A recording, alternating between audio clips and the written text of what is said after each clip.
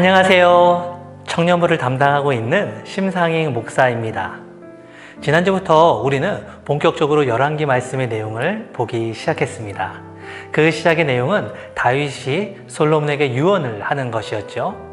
오늘은 계속해서 다윗의 유언, 그 두 번째 내용을 함께 보려고 합니다. 오늘의 내용에는 세 사람의 이름이 거론이 됩니다. 요압, 바르실레, 그리고 시므이입니다.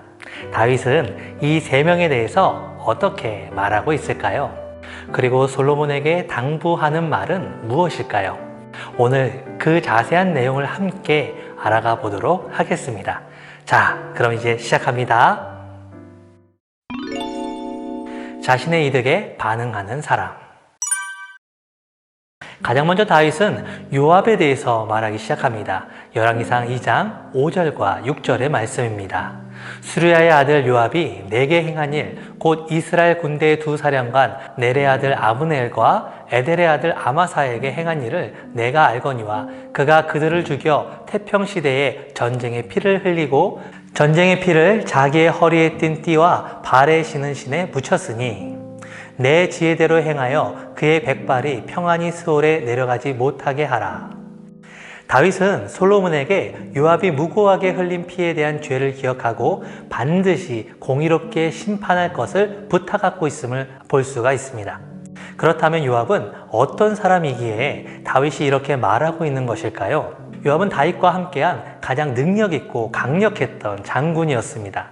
그는 삼형제의 맏이로서 두 명의 동생들도 다윗과 함께한 용맹한 장군들이었죠. 다윗이 아직 이스라엘 전체를 다스리지 못하고 유대 지방만 다스리고 있을 때에 요압은 여부스 종족과 싸워 이겨 총사령관이 될 정도로 출중한 장군이었습니다. 그러나 그는 결정적인 순간마다 다윗 왕의 뜻을 불순종한 사람이었습니다. 다윗이 사울 왕의 자녀 세력과 전쟁을 치르고 있을 때 일이었습니다. 사울 적의 장수 아브넬이 모든 전권을 가지고 다윗에게 나타났습니다. 아브넬은 이미 다윗에게 그 승기가 있음을 알고 전쟁을 끝마치고자 사신이 되어 다윗을 만나러 온 것이었죠. 다윗은 이 전쟁을 끝내고자 나타난 아브넬을 맞이하며 잔치까지 벌일 정도로 무척이나 기뻐했습니다. 그러나 아브넬은 자신의 땅으로 평안하게 돌아가지 못했습니다. 요압이 다윗 몰래 병사를 데리고 가서 아브넬을 죽이고 말았기 때문입니다. 요압이 아브넬을 죽인 것은 자신의 동생 아사헬이 아브넬에게 죽임을 당했기 때문이었어요. 즉 형으로서 요압은 이 아브넬을 절대로 살려둘 수 없었던 것이었습니다. 두 번째로는 압살롬이 반역을 일으켰을 때 일입니다.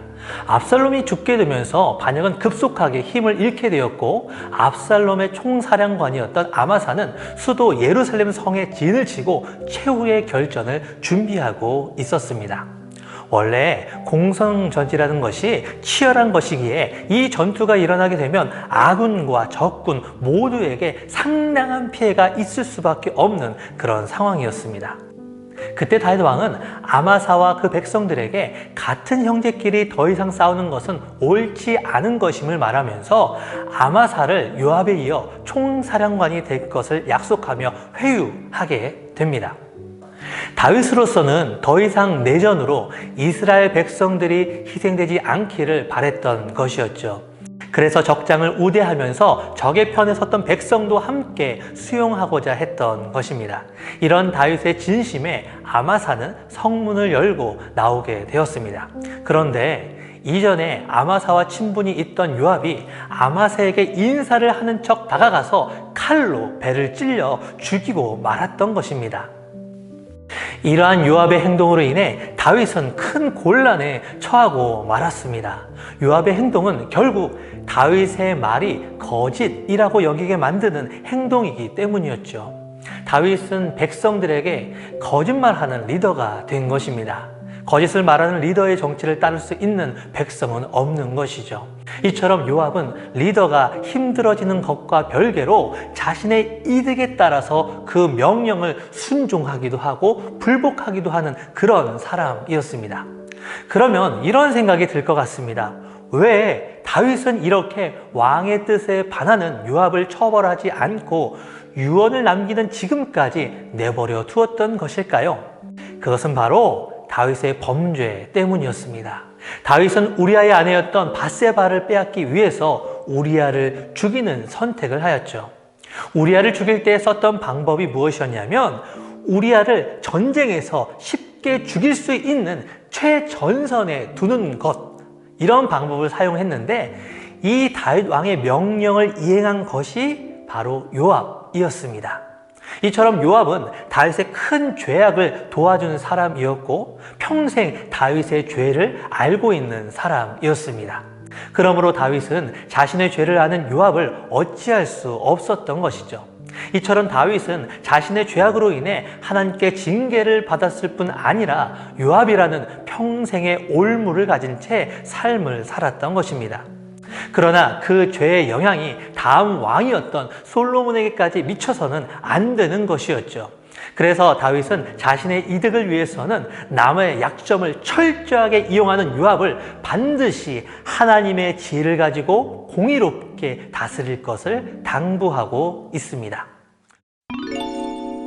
어려울 때 다르게 행동하는 사람들. 이제 두 사람이 남았습니다. 바로 바르실레와 시므이입니다. 이 두 사람은 아주 공교롭게도 같은 상황에서 서로 다른 행동을 행한 사람이었습니다. 다윗이 압살롬의 반역으로 인해 예루살렘 성을 버리고 도망가야만 했습니다. 압살롬의 계략은 다윗의 목숨까지도 위태로운 상황에 몰아넣고 말았죠. 이렇게 모든 것을 버려두고 도망하는 다윗은 그 길목에서 두 사람을 만났던 것입니다. 바로 시므이와 바르실레였습니다. 시므이는 게라의 아들로 이전의 왕이었던 사울의 친족이었습니다. 다윗이 도망가는 모습을 보면서 그는 다윗을 향하여 온갖 저주를 퍼부었습니다. 하나님께서 사울의 죽음에 대한 대가로 압살롬을 통해 다윗을 치셨다라는 것이 그 저주의 내용이었죠. 온갖 저주와 함께 돌까지 던져가며 다윗과 그 일행을 쫓아가는 시므이를 향해 다윗의 부하들은 이를 바득바득 깔면서 당장에 쳐 죽이겠다라고 하였습니다. 그러나 다윗은 부하들을 말렸죠. 왜냐하면 이 모든 고통의 원인이 바로 자신이 행한 죄의 대가임을 다윗은 분명히 알았기 때문입니다. 그러나 이러한 어려움 가운데서 다윗 왕을 도왔던 사람도 있었습니다. 바로 로그림에 사는 길르앗 사람 바르실레입니다. 다윗은 급박하게 도망을 나와서 아무것도 가진 것이 없었습니다. 그런 다윗 왕에게 바르실레는 소비와 마길과 함께 다윗을 찾아왔죠. 그리고 준비한 음식을 가져와 다윗과 그 함께한 모든 사람들을 먹였던 것입니다. 다윗이 아무것도 없는 가운데 받았던 광야의 식탁이었죠. 분명 이 음식들은 다윗이 평소 먹었던 왕궁의 음식에 비해 형편없는 것이었을 겁니다. 그러나 내가 너무나 지치고 힘들 때, 죽도록 외로울 때 나를 찾아온 친구가 사준 그 조촐한 김치찌개, 된장찌개의 맛을 잊을 수가 없는 것처럼 다윗에게는 바르실레가 가져온 이 음식이 너무나 귀한 마음으로 느껴졌을 겁니다. 결국 동일한 상황에서 서로 다르게 행동한 시므이와 바르실레는 그 유언을 통해 다른 평가와 결과를 낳게 됩니다. 바르실레의 아들들은 선대하여 보살펴 줄 것을 당부하였고 시므이에게는 그 죄악대로 심판할 것을 말하고 있습니다. 이처럼 어려울 때 그 사람의 진심이 무엇인지 알게 되는 법이죠. 다윗이 연약할 때에 선함으로 다가온 바르실레와 악함으로 다가온 시므이는 그 행동의 결과를 각각 맞이하게 되었던 것이에요. 이러한 다윗의 당부는 단순히 개인적인 감정 때문만은 아니었습니다. 불의한 일에 대한 처벌과 선행에 대한 포상은 곧 공의를 세우는 일이기 때문입니다. 그 나라가 어떤 사람을 벌하는지, 어떤 사람을 상 주는가 보게 되면 그 나라의 리더십이 얼마나 건강한지를 알 수 있게 해줍니다. 불의한 일을 방치하고 선행을 격려하지 않는다면 사람들은 죄악된 일을 가볍게 여기고 선행을 가치 없는 일이라고 생각하게 될 것입니다. 그러므로 다윗은 솔로몬이 리더가 될 때에 사람에게 관대한 태도도 필요하겠지만 공의에 대해서 단호한 태도를 가져야 함을 요압과 시므이 그리고 바르실레를 통해서 가르쳐주고 싶었던 것이죠. 그렇게 공의를 분명히 하며 시작해야 진정한 지도력을 발휘할 수 있는 리더십으로 설 수 있기 때문입니다.